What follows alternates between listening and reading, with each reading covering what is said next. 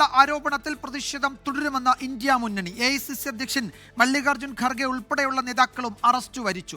പ്രതിഷേധത്തിനിടെ Trinamool Congress MP Mahua മൊയ്ത്രയ്ക്ക് ദേഹാസ്വാസ്ഥ്യമുണ്ടായി. MPയെ പിന്നീട് ആശുപത്രിയിലേക്ക് മാറ്റി. ബൽറാം നെടുങ്ങാടി വിവരങ്ങൾ നൽകും. ഡൽഹിയിൽ നിന്ന് ബൽറാം, മുഴുവൻ ആളുകളെയും, അവിടെ പ്രതിഷേധിച്ച മുഴുവൻ ആളുകളെയും അറസ്റ്റ് ചെയ്ത് നീക്കിയോ? എന്താണ് പ്രതിപക്ഷ മുന്നണിയുടെ അടുത്ത നീക്കം? ഈ പ്രതിഷേധം ഇപ്പോഴിത് ഭരണഘടന സംരക്ഷിക്കാനുള്ള പോരാട്ടം എന്നാണ് രാഹുൽ ഗാന്ധി പറഞ്ഞത്, രാഷ്ട്രീയ പോരാട്ടമല്ല എന്ന് അദ്ദേഹം വിശദീകരിക്കുന്നു. എങ്ങനെയായിരിക്കും ഇത് പ്രതിപക്ഷം മുന്നോട്ട് കൊണ്ടുപോവുക ഇനിയുള്ള ദിവസങ്ങളിൽ?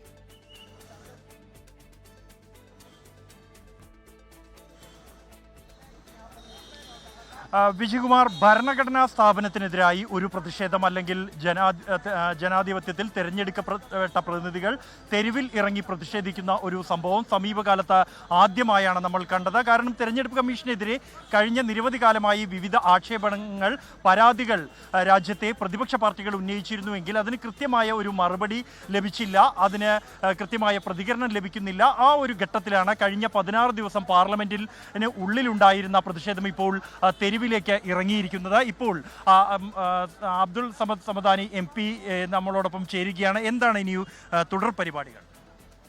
ഈ പ്രതിഷേധം പെട്ടെന്നൊന്നും അവസാനിക്കില്ല. ഇന്ന് രാജ്യം കണ്ടത് വളരെ വിപുലമായൊരു പ്രതിഷേധമാണ്, വളരെ അർത്ഥവത്തായ പ്രതിഷേധമാണ്.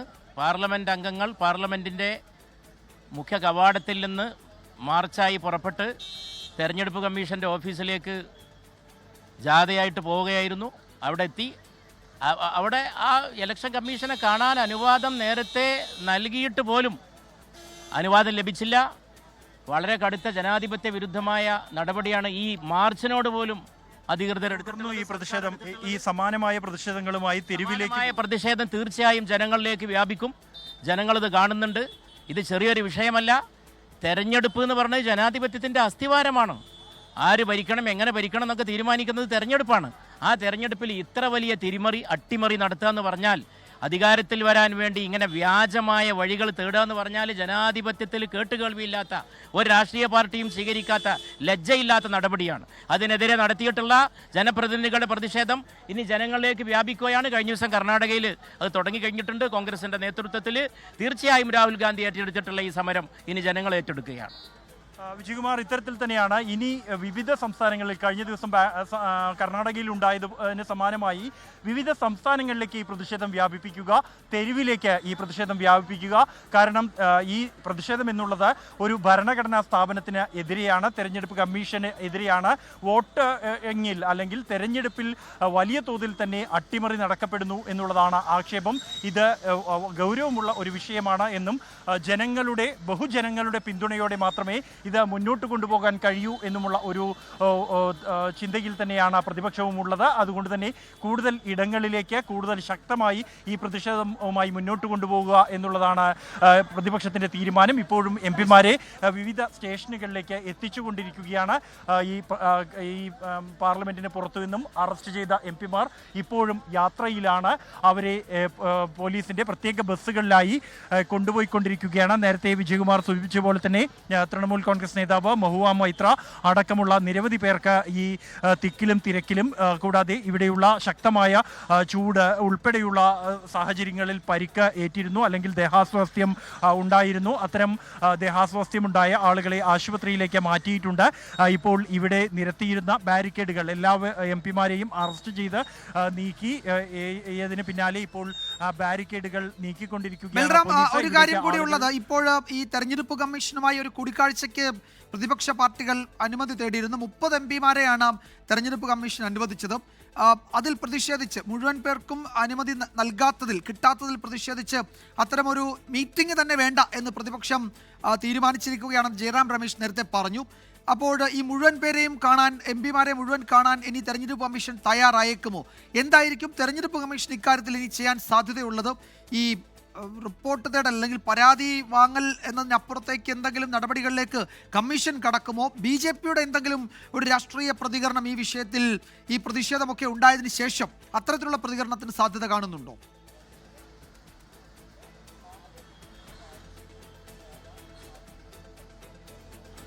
വിജയകുമാർ, ഈ വിഷയത്തിൽ MP-മാർ ഇത്തരത്തിൽ തെരഞ്ഞെടുപ്പ് കമ്മീഷനെ കാണേണ്ട എന്ന് തീരുമാനിക്കാനുണ്ടായ പ്രധാന കാരണം എന്നുള്ളത് ഇത്തരത്തിലൊരു പ്രതിഷേധ മാർച്ച് തെരഞ്ഞെടുപ്പ് കമ്മീഷനെതിരെ തെരുവിലിറങ്ങുന്നു MP-മാർ എന്ന് പ്രഖ്യാപിച്ചതിന് പിന്നാലെയാണ് ഈ ഒരു പ്രതിഷേധത്തെ പൊളിക്കാൻ വേണ്ടിയാണ് തെരഞ്ഞെടുപ്പ് കമ്മീഷൻ 30 പേരെ കാണാമെന്ന് തീരുമാനിച്ചത് എന്നാണ് MP-മാരുടെ കൂടിയാലോചനയിൽ അവർ ചർച്ച ചെയ്തപ്പോൾ ഉരുത്തിരിഞ്ഞിരിക്കുന്ന ഒരു ചിന്ത എന്നുള്ളത്. അതുകൊണ്ട് തന്നെ അത്തരത്തിൽ ഒരു സാഹചര്യത്തിന് വഴിയൊരുക്കേണ്ടതില്ല.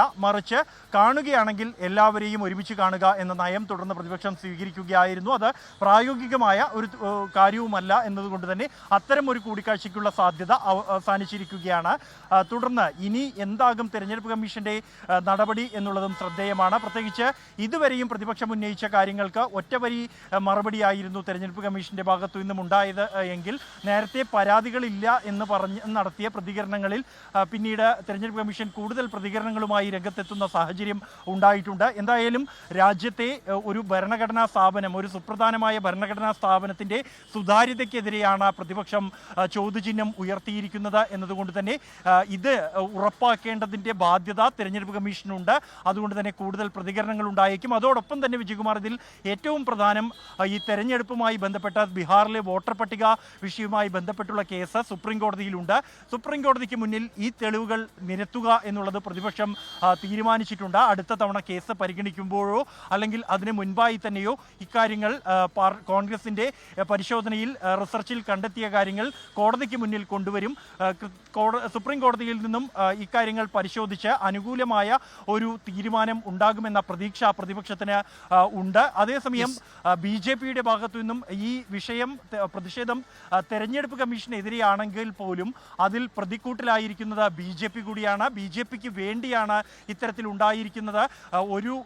ഒരു വീട്ടിൽ തന്നെ 1000-ഓളം വോട്ടുകളും മറ്റും ചേർക്കുന്ന സാഹചര്യം എന്നുള്ളതും BJPയെയും പ്രതിരോധത്തിലാക്കുന്നുണ്ട്. ഈ ഘട്ടത്തിൽ എന്തായാലും നേരിട്ട് തെരഞ്ഞെടുപ്പ് കമ്മീഷനെതിരായ ഒരു പ്രതിഷേധമായതുകൊണ്ട് തന്നെ ഇപ്പോൾ BJPയുടെ ഭാഗത്തു നിന്നും വലിയ തോതിലുള്ള പ്രതികരണങ്ങൾ ഉണ്ടായിട്ടില്ല. എന്നാൽ അത്തരത്തിലുള്ള പ്രതികരണങ്ങൾ ഉടൻ ഉണ്ടാകുമെന്ന് ഉറപ്പാണ്. അത് ഒരു ഭരണഘടനാ സ്ഥാപനത്തിന് എതിരായ പ്രതിഷേധം എന്നതിൽ ഊന്നിക്കൊണ്ട് കോൺഗ്രസിനെതിരെ, പ്രതിപക്ഷത്തിനെതിരെ പ്രതികരിക്കാനുള്ള ഒരു ധാരണയിലേക്കാണ് BJP നേതൃത്വം എത്തിയിരിക്കുന്നത്. വിജയകുമാർ.